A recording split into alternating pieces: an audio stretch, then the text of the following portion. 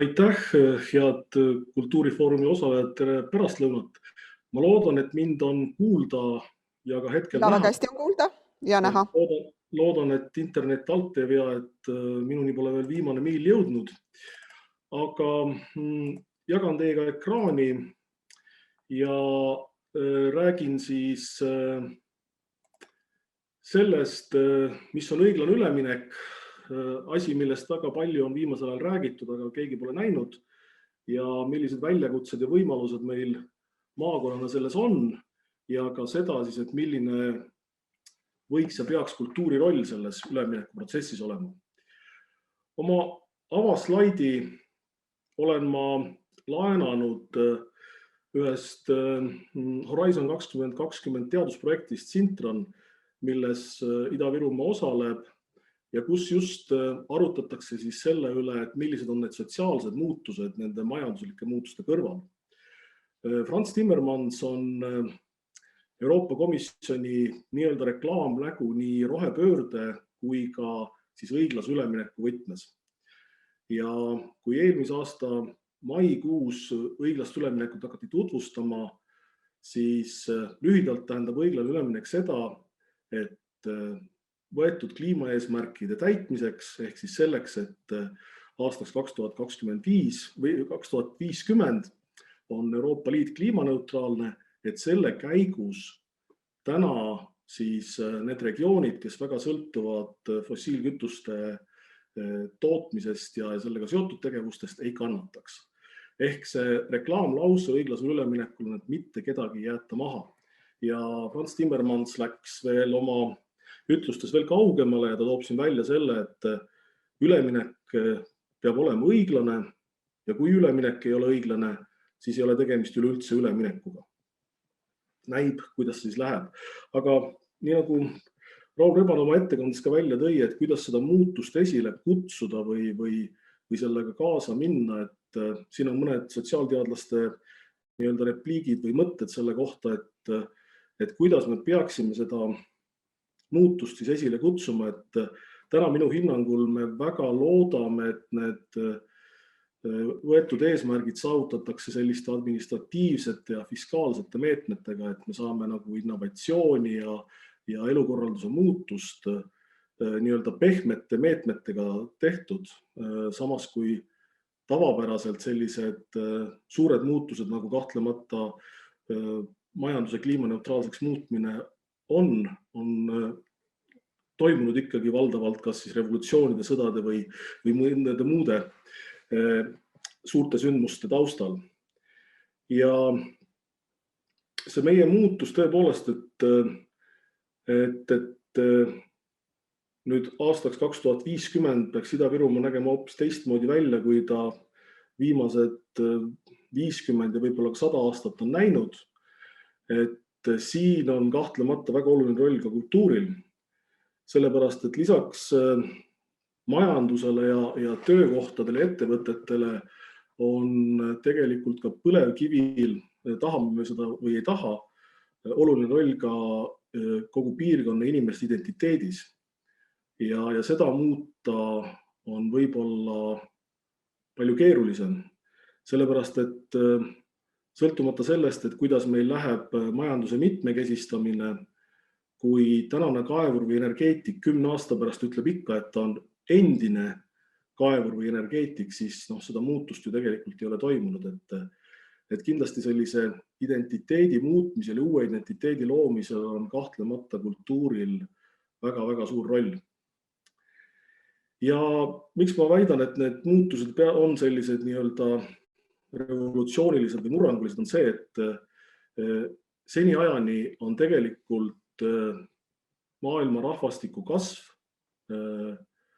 meie heaolu olnud otseses seoses fossiilkütuste kasutamise ja siis kasvuhoonegaaside emissiooniga. Nüüd me tahame seda muuta, ehk me tahame loobuda fossiilkütuste kasutamisest, aga samal ajal ei taha jääda selle käigus vaeseks ehk mitte kannatada. Et Eestis me oleme võib-olla ühe osa rehkendusest juba ära teinud ja tõesti viimastel aastatel on meie kasvuhoonegaaside emissioon väga jõudsalt vähenenud, aga loomulikult on ka sellel mündil nii-öelda teine külg, et tegelikult ka Ida-Viru maakonna rahvastik on väga drastiliselt vähenenud ja prognooside järgi tegelikult see vähenemine jätkub. Ja aastaks 2045 võib meid olla maakonnas oluliselt vähem. Ja selle käigus oleme me ka tegelikult suhteliselt jäänud vaesemaks võrreldes muu Eestiga, et meie osa kogu Eesti majanduses ja ka keskmisest SKT-st on jäänud väiksemaks. Et tegelikult kui mitte ainult Eesti keskmise, vaid Harju maakonnaga võrrelda, siis on Ida-Viru SKT peaaegu 3 korda väiksem. Et kui me eelmise aasta veebruarikuus Ida-Viru Omavalitsuste Liidu üldkogu otsustas luua siis Ida-Virumaa õiglase ülemineku platvormi, siis me võtsime endale eesmärgiks, et mis meie jaoks üleminek on. Et üleminek on eelkõige ikkagi seotud inimestega, et kui meil aastaks 2030 ja hiljem ka on piisavalt inimesi, kellega koos maakonda arendada, kui meil on piisavalt tööhõivet, kui meil on piisavalt nii-öelda rikkust, mida jagada ja palgad on head ja kohalikel omavalitsustel on korralikud eelarved, siis see on üleminek. Kui aga seda ei juhtu ja eelkõige meie rahvastik jääb vähemaks, siis on nagu selge altminek. Et võib-olla kui sellest nii-öelda rohepöörde võtmest rääkida ja seda diskussiooni, mis Eestis avalikus ruumis käib, et siis tihtipeale jääb mulle mulje, et arvatakse väga palju, et Eesti rohepööre ongi see, et me paneme põlevkivitööstuse kinni ja enam metsa ka ei raiu ja siis me olemegi üks ilus, tore roheline riik ja kõik on hästi. Tegelikult ei ole, et kui me tahame kliimaneutraalseks saada aastaks 2050, siis me peame juba täna väga-väga tugevalt pingutama ja mitte ainult Ida-Viru, vaid kogu Eesti, et see kliimaneutraalsus ei tule iseenesest kätte, et see vajab väga suurt ühiskondlikku muutust. Aga mida meie siis selleks teeme ja plaanime on see, et nagu Raul Rebane ütles, peaks olema mingisugune konkreetne kava, siis me oleme Rahandusministeeriumiga kokku leppinud, et Ida-Virumaa õiglase ülemineku territoriaalne kava koosneb siis maakonna arengustrateegiast, Ida-Virumaa tegevuskavast ja seal on välja toodud just siis need valdkonnad, mis on selle ülemineku võtmes kõige olulisemad. Aga tegelikult üleminek ei piirdu ainult selle õiglase ülemineku fondi kasutusele võtmisena, mis võib tunduda küll väga suur summa, aga tegelikult on selge see, et sellest ei aita reaalselt ülemineku elluviimiseks. Ja me oleme maakonnas omavalitsused ühiselt koostanud maakonna arengustrateegia ja kui maakonna mõistes algas nii-öelda kliimakriis 2019. aasta maikuus, kus väga paljud töökohad sattusid põlevkivisektoris löögi alla seoses kasvuhoonegaaside nii-öelda kauplemiskvootide hinna kallinemisega, siis hakati küsima, et kas teil on olemas plaan B ja siis me selle 19. aasta lõpus jõudsime, et jah, et meil on vaja kindlasti plaani B, aga lisaks on veel vaja ka plaanid C, plaani G ja teisi plaane. Ehk meil on täna koostatud ja koostamisel sellised väikesemad alamplaanid teatud spetsiifiliste eesmärkide täitmiseks ja paremini lahti võtestamise neid valdkondi, mis on nagu võtmevaldkonnad selles üleminekus ehk see ettevõtluse arendamine, süsinikuheitmete vähendamine ja roheenergia arendamine ja loomulikult ilma hariduse ja teadus-arendustegevuseta seda kuidagi ellu viia ei ole võimalik. Ja nendest plaanidest ja eelmisel aastal toimunud ideekorjetest ja seminaridest on siis vorminud ka Ida-Virumaa õiglase ülemineku nii-öelda põhijooned, millega me näeme, et kui me tahame süsiniku neutraalsel majandusel üle minna ja siiski heaolu säilitada, siis meil on nagu 3 põhilist asja, on siis selle kurja juure ehk kasvuhoonegaasidega tegelemine, majanduse mitmekesistamine ja taastuvenergeetika. aga seda peab kindlasti toetama siin paremal olev haridusvõrgustik ja elukeskkonna arendamine ja kindlasti selles elukeskkonnas on ka väga suur osa kultuuril. Ja me oleme plaaninudki, et need põhilised strateegilised tegevusvaldkonnad, mis peaks ühtepidi andma meile väga kiired sellised tulemused, ehk me suudaksime nagu töökohti säilitada ja alles anda. See on seotud eelkõige siis süsiniku kinnipüüdmise ja kasutamise, aga ka majanduse mitmekesistamisega. Et need annavad meile sellises lühikeses perspektiivis tulemusi, aga samal ajal me ei tohi ära unustada, et kõik, mis on seotud sellise uue majanduse arendamisega, on selleks siis nii IKT kui loomemajandus ja rohemajandus, et need võib-olla ei anna meile lähimate 5 aastal sellist käekatsutavat tulemust, aga võib-olla aastaks 2040-2050 on hoopis need valdkonnad, mis meid edasi aitavad ja ühtegi muutust ega arengut ei saa kindlasti ilma korraliku haridus- ja teadusvõrgustikku toeta. Ja meil on hetkel ka muutmisel maakonna arengustrateegia, kus lisaks nendele alamplaanidele oleme otsustanud, et eraldi käsitlemist või süvendatud käsitlemist vajab nii kultuurivaldkonna koostöö korraldamine kui ka spordivaldkonna koostöö korraldamine ja ka sotsiaalvaldkond, et need on kindlasti sellised valdkonnad, mida me nüüd lisaks sellele õiglase ülemineku tegevustele tahame täpsemalt maakonnas lahti mõtestada ja leida sinna ka selline hea koostöömudel, kuidas ühiselt edasi minna. Et siis tulevikus tõesti oleks meil, nii nagu täna on Ida-Virus hea näide, on kultuuriklaster või mitte kultuuriklaster, vaid turismiklaster, et meil tulevikus me saaksime ka öelda seda, et on meil olemas nii, miks mitte kultuuriklaster kui ka spordiklaster. Et seetõttu ma kutsun kõiki tänasel foorumil osalejaid lööma kaasa selles strateegia muutmise ajakavas, ehk juba järgmisel reedel on meil visiooniseminar ja suurem arengukonverents toimub 17. juunil. Et kes aga soovivad selles protsessis kaasa lüüa, andke teada ja head mõtted ja abi on alati oodatud, sellepärast et õiglane üleminek ja selle õiglase ülemineku toetusfond, millest Ivan kohe rääkima hakkab, on ainult üks osa sellest suurest üleminekut, sellepärast et kõik teised Euroopa Liidu toetusfondid ja kohaliku omavalitsuste investeeringud ja riiklikud investeeringud ja toetused peavad samamoodi seda üleminekut toetama ja sellele kaasa aitama, et vastasel korral me seda suurt muutust, mis meie kõigi ees, aga eelkõige Ida-Viru maakonna ees seisab, ei suuda ellu viia. Suur tänu minu poolt ja annan siit edasi sõna Ivanile. Jaa, tere päevast. Kas mind on kuulda ja näha? On kuulda ja näha, palun. Väga hea ja ma oletan, et on näha ka minu ekraani. Ja, on näha ka ekraani. Väga super. Nii, aga hea, et tere siis päevast minu poolt, et Ivan Sergejev, Rahandusministeerium, õiglase ülemineku koordinaator, endine Narva peaarhitekt, narvakas iseenesest ja nii edasi.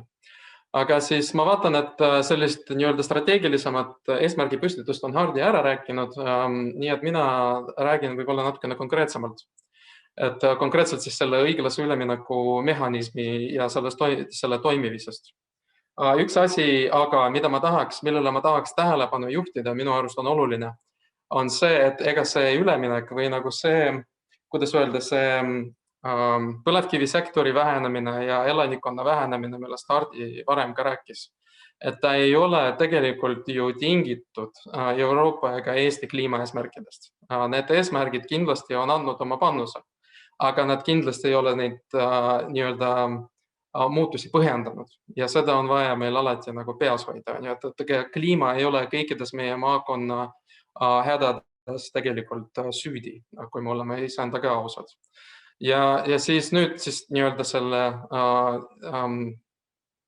kuidas öelda siis mehhanismi juurde, eks, et õiglase ülemineku mehhanism on Euroopa Liidu poolt loodud rahastamismehhanism, mis koosneb 3 erinevast sambast. Esimene sammas on siis toetused, teine on laenud erasektorile ja 3. on laenud avalikule sektorile. Täna me räägime enamasti siis sellest esimesest sambast, sest et see on see, mis on kõige rohkem nii-öelda poleemikat tekitanud. See on see, kus praegu kõige rohkem meetmeid disainitakse ja see tõenäoliselt on ka see, millest on kõige rohkem informatsiooni hetkel. Aga selle mehhanismi eesmärgiks iseenesest, et tal on väga selge konkreetne eesmärk, et toetada majandust, tööhõivet, inimesi ja keskkonda nendes piirkondades, mis saavad, mida ootavad ees oluliselt sotsiaalmajanduslikud väljakutsed seoses meie kliimaeesmärkidega. Ehk et see on fond, mis on nagu väga konkreetse suunilusega. Ta ei ole toetavate tegevuste seas on näiteks uute tootlikud investeeringud väikse ja keskmiste ettevõtetesse, uute ettevõtete loomine, teadus-arendustegevus, maa-alade taastamine, saastest puhastamine, töötajate ümberõppe, mõned tegevused või teatud tegevused ka sotsiaalse kaasamise valdkonnas. Suurettevõtteid saab toetada ka. Meie mõistes suurettevõtted on sellised nagu näiteks VKG või Eesti Energia või ma ei tea, Aquaphor, need on suurettevõtted. Neid saab ka toetada, aga seal on teatud erisused, mida ei tohi teha selle fondi raha eest. Ei ole lubatud investeerida fossiilkütustesse üldse. See on selline nii-öelda välistatud asi. Mida on oluline silmas pidada ja mida Euroopa Komisjon meile oma esmase nii-öelda tagasiside raames ka on andnud või teada andnud, on see, et õiglase ülemineku eesmärgiks jällegi ei ole toetada üldist piirkondlikku arengut, vaid konkreetselt leevendada põlevkivisektori kahanemisega kaasnevaid mõjusid. Õiglase ülemineku fond iseenesest on ainult üks osa Euroopa kogu sellest Euroopa vahendite paketist, mis on kokku umbes minu arust vist 8 miljardit. Ja millel on Ida-Viru nii ettevõtetel kui kohalikul omavalitsustel võimalik kandideerida läbi erinevate meetmete. Aga õiglase ülemineku eesmärk või õiglase ülemineku fondi eesmärk on konkreetselt lahendada seda eesmärki, mis temale on antud. Ja sellepärast ta peab ka näitama meie pühendumist kliimaeesmärkidele, sekkumisloogika peab olema väga täpne ja rõhk peab olema töökohtade loomisel ja vastavalt viimasele määrusele, mille alusel seda nii-öelda toetusfondi siis luuakse. Ei ole abikõlblikult tervishoiu, infrastruktuuri ega kultuuri ja spordi investeeringud. Nii et siin on väike nii-öelda selline, kuidas öelda siis, intriig. Et kuidas see protsess on siiamaani käinud, ma võib-olla pikemalt ei hakka peatuma siin, et see protsess on käinud umbes aasta aega, algas eelmisel kevadel ja suvel siis toimus töö nii-öelda algus ideekorje ministeeriumide ja erinevate sidusrühmade vahel, siis eelmise aasta sügisel talvel said vormitud esimesed jaotusettepanekud, et kuidas moodi siis selle nii-öelda fondi, mille maht on 340 miljonit eurot, et kuidas ta siis nii-öelda jaotada, mis valdkondi peab toetama, sellest me räägime natukene hiljem ja siis alates selle aasta algusest ja siiamaani oleme me arendanud enamasti meetmeid nii-öelda või täpsustanud neid meetmeid, suhelnud Euroopa Komisjoniga ja nii edasi, et täpsustanud järjest seda protsessi. Et kui teil on huvitav, siis tegelikult on olemas täitsa omaette teema veeb. Kui te lähete Rahandusministeeriumi veebilehele ja sealt leiate eesmärgid ja tegevused, sealt te näete regionaalarengut ja poliitikat. Ja siis sealt pääsete ka Ida-Viru ja Kagu-Eesti nii-öelda alalehele ja seal samas, kui te praegu ekraani peal näete, siis seal on ka vene keeles Ida-Virumaa. Et see on siis, need 2 veebilehte on need, kuhu me nii-öelda korjame kogu infot, mis õiglase ülemineku kohta siin akumuleerub meie tegevuste raames. Samuti juhin tähelepanu ühele väga huvitavale uuringule, mis sai Praxise mõttekoda poolt teostatud, Ida-Viru maakonna majanduse ja tööturu kahanemine põlevkivitööstuse vähenemisega. Et nii-öelda lihtsalt background infona, et see on üks uuring, mille alusel me siis üritamegi õiglase ülemineku fondi meetmeid arendada. või üks nendest. Jah, nagu ma mainisin, et tegelikult on õiglase ülemineku fond, see ei ole ainukene fond, mille eest peab Ida-Virumaad transformeerima. Selle eest peab tõesti, õiglase ülemineku fond, nagu me rääkisime, tal on väga selge eesmärk, aga on ka väga palju muid ressursse, millele nii KOV-id kui kohalikud omavalitsused, kui ettevõtted piirkonnast kvalifitseerida saavad. Ärme seda unusta. Ja olgem aktiivsed selles mõttes, et õiglane ülemineku fond ei ole ainukene asi, kust saab toetust.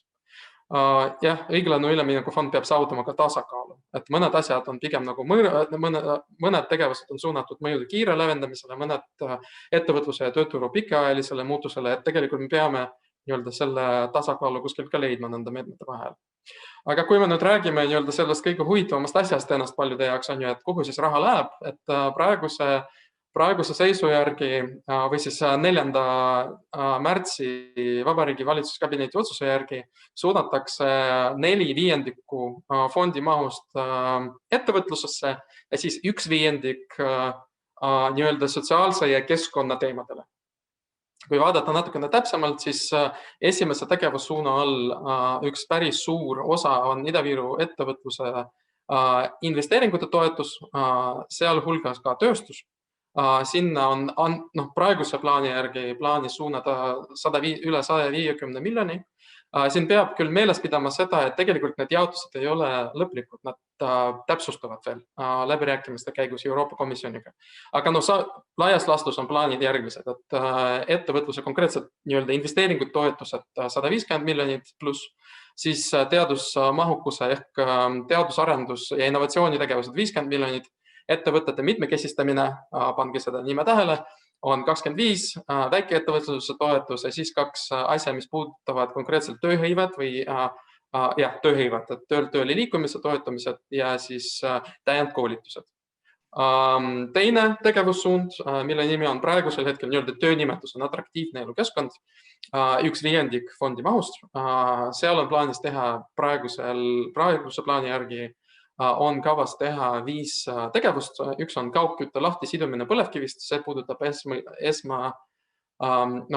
kõige rohkem siis Narvad ja Kohtla-Järved, mis sõltuvad just põlevkivi küttest väga palju. Siis keskkonnaprobleemide lahendamine, tervisekahjude vähendamine, ühiskondliku muutust toetavate sotsiaalterviseteenuste arendamine, kohalike omavalitsuste investeeringud ja viimane on piirkondlike algatuste toetus. Võib ju öelda, et okei, et kultuuri- ja spordiinvesteeringud ei ole justkui määruse alusel toetatavad. Siin loeteludes kultuurispordi ei olnud, et mis see kõik tore jutt siis nagu kultuuri puutub. Üks oluline aspekt on see, et minu arust ja ka varem on siin sellest räägitud, et kultuur on tegelikult palju laiem mõiste kui teatrit ja ma ei tea, ei tahagi nagu nimetada konkreetseid tegevussuundi, et siin tegelikult varem sellest sai päris pikalt juttu selle konverentsi esimeses osas. Aga kultuur minu arust on selline omaette nagu liim või see on see, et kuidas me suhtleme üksteisega, kuidas me suhtume asjadesse, kuidas me mõistame maailma ja mis on meie jaoks oluline, need väärtused, need on tegelikult kultuur. Ja minu väide on see, et ilma kultuurita ega me seda rohepöördet ära ei tee. Ilma, et see meie jaoks väärtuseks ei saaks, ei tee me seda ära. Ja sellepärast minu arust on vaatamatu sellele, et jah, et kultuuriministeeriumi esialgne ettepanek õiglase ülemineku fondisse või fondi meetmete loetelusse oli kultuuri- ja spordiinvesteeringud, mis ei ole toetatavad otseselt, siis tegelikult on võimalik lahendus see, et kuna õiglase ülemineku fondi üks põhilisi väljundeid on piirkonna majanduslik transformatsioon ja sealhulgas ka mitmekesistumine, siis eelkõige saab kultuurivaldkond sellesse panustada läbi loomemajanduse arengu ja sotsiaalse kasutuse. See on kõik see, mis selle ürituse esimeses pooles oleme väga põhjalikult rääkinud. Seega näha on, et tegelikult on nagu 2 meedet sellest olemasolevast loetelust, kus kultuuri tegevused võiksid sobida väga hästi. Üks on seesama ettevõtluse mitmekesistamise tugiteenused ja taristu, mille all on plaanitud siis teostada või toetada uute ettevõtete loomist tegutsevate ettevõtete suutlikkuse suurendamist, ettevõtluskeskkonda elavdamist ja mitmekesistamist, kaasa arvatud siis loomemajanduse digiteenuste arendamine ja piirkonna tutvustamine investeeringute ja turismi sihtkohaga. Ja siis teine selline väga hästi sobiv asi on seesama piirkondlike algatuste toetus õiglaseks üleminekuks. Ja siin toetavad, see on nagu siis selle meetme eesmärk on teha nii, et nagu ma ütlesin, et see rohepööre ei ole ainult midagi, mida majandus peaks tegema või mis on poliitikud ära otsustanud, vaid see on see, mis me peame tegema individuaalsel tasandil inimestena ka. Ja see ongi see meede, mis peaks seda nagu kindlustama, et üleminekuprotsess ei ole inimeste jaoks, vaid inimesed ei ole vaid pealtvaatajad, vaid on ka aktiivsed osalejad. Ja siin on plaanis toetada näiteks selliseid asju nagu haridus- ja sotsiaalne kasutuse, erinevaid algatusi, rohujuurte algatusi, oskuste arendamist, keskkonnateadlikkuse edendamist, kultuuri, sotsiaalset innovatsiooni, kohaliku identiteedi säilimise asju ja nii edasi. Edasine protsess hästi kiiresti slaidiga näitan, et praegu käibki väga aktiivne meetmete disaini protsess, nii et kui kellelgi teist on ideid, et mida siis peab veel õiglase ülemineku fondi tegevuste raames nagu vaatlema või käsitlema, siis praegu on see aeg, kus teha oma hääl, teha häält ja anda teada, et mida siis tegema peab või mis te arvate, et peaks olema tehtud. Siis aprillis plaanime läbi viia Ida-Viru visiooninädalat, kus me siis väga palju pikemalt selgitame lahti, et mis meetmeid siis on plaanis teha, millal avanevad voorud, kuidas kandideerida ja nii edasi. See on selline nagu väga praktiline üritus. Siis suve jooksul esitame kõigepealt valitsusele heaks kiitmiseks selle kava eelnõu, mida me oleme koostamas ja siis saadame ta Euroopa Komisjonile ja lõppkokkuvõttes tegelikult selle aasta, 2021. aasta hilissügisel ja talve alguses on plaanis kinnitada ära kõik vajalikud dokumendid või määrused, seadused ja muud aktid ja siis meetmeid rakendama hakata. Nii et protsess käib kiirelt. Praegu on see aeg, kus selles osaleda väga aktiivselt ja siis alates sellest sügisest ja talvest hakkamegi õiglast üleminekut tegema. Nii et aitäh minu poolt ja siis head konverentsi jätku. Aitäh. Üks täpsustav küsimus, et kuidas seda kõva häält teha, et te ütlesite, et praegu on viimane hetk teha häält ja anda endast märku, aga kuidas seda teha? Kuidas ühendustada on ideed? Ma ütleks, et täna juba esimeses pooles me sellest natukene rääkisime, on ju see, et loomevaldkond ja nagu me oleme ka Postimehest lugenud, eks kõik tõenäoliselt praeguseks, et loomevaldkond ei saanudki käsitlust nendest fondidest, mis said kokku lepitud. Et praegu on veel võimalik ja näha on, et loomevaldkond ei ole sellega päris nõus. Et kui me räägime sellest, et tulevikumajandus on automatiseerimine, robotiseerimine, siis tegelikult on loogiline ju, et loovus ja oskus mõelda on see põhiline kapital, millest tegelikult üldse tolku oleks tuleviku-majanduses. Nii et selles mõttes mul on hea meel, et loomevaldkond on seda nagu teemat niiviisi üles võtnud, konkreetselt siis Helen ka, kes on seda artikli Postimehes kirjutanud, mida me oleme näinud kõik. Et ma arvan, et see ongi see hääl mida peab tegema. Nii et omaette teema on see, et kuna kultuuri, spordi investeeringud, nagu ma ütlesin, investeeringud ei ole siiski Euroopa Liidu määruse alusel toetatavad, siis seda me muuta ei saa. Aga me saame viia ju selle kultuuri ja loovuse ja loomemajanduse aspektid nagu teiste meetmetesse sisse, et see oleks siiski kaetud ja need tegevused oleksid teostatud. Et selle vastu kindlasti ei ole Euroopal ega Rahandusministeeriumil mitte midagi.